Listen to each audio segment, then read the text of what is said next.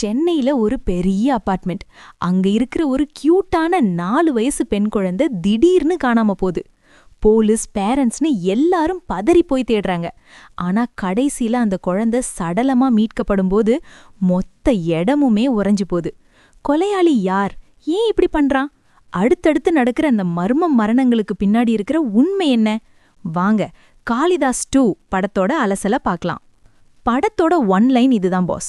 அதே அபார்ட்மெண்ட், அதே மர்ம கொலைகள். இதுல அஜய் கார்த்தின்னு ஒரு வக்கீல் மேல சந்தேகப்பட்டு போலீஸ் அவரை அரெஸ்ட் பண்றாங்க. ஆனா சீனியர் வக்கீல் பிரகாஷ் ராஜ் வந்து அவரை காப்பாத்துறாரு.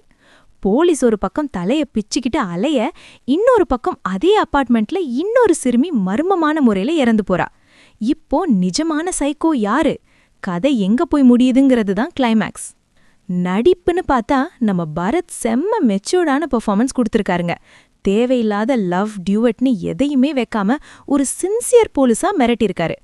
அப்புறம் அந்த புதுமுக நடிகர் அஜய் கார்த்தி, மனுஷன் கம்மியா பேசினாலும் அந்த கேரக்டரோட வெயிட்டா அப்படியே தாங்கியிருக்காரு.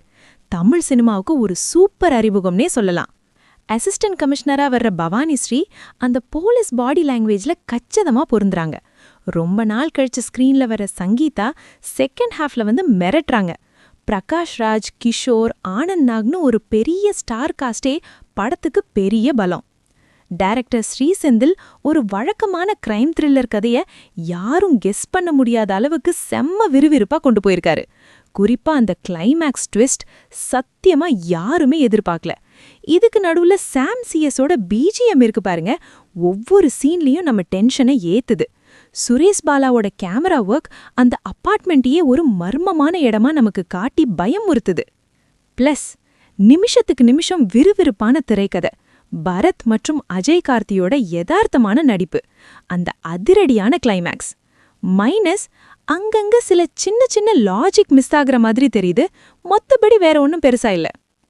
மொத்தத்துல சொல்லணும்னா, நீங்க ஒரு த்ரில்லர் மூவி லவரா இருந்தா கண்டிப்பா இந்த படத்தை மிஸ் பண்ணாம பார்க்கலாம். அந்த சின்ன சின்ன லாஜிக் மிஸ்டேக்ஸை மட்டும் கொஞ்சம் ஓரமா வச்சுட்டு பாத்தீங்கன்னா இது ஒரு தரமான சீட்டேஜ் த்ரில்லர் அனுபவத்தை தரும். இந்த வீடியோ பிடிச்சிருந்தா லைக் பண்ணுங்க, உங்க ஃப்ரெண்ட்ஸுக்கு ஷேர் பண்ணுங்க. இதே மாதிரி சுட சுட மூவி அப்டேட்ஸ்க்கு நம்ம சேனலை மறக்காம சப்ஸ்கிரைப் பண்ணிக்கோங்க. அடுத்த வீடியோல பார்க்கலாம்.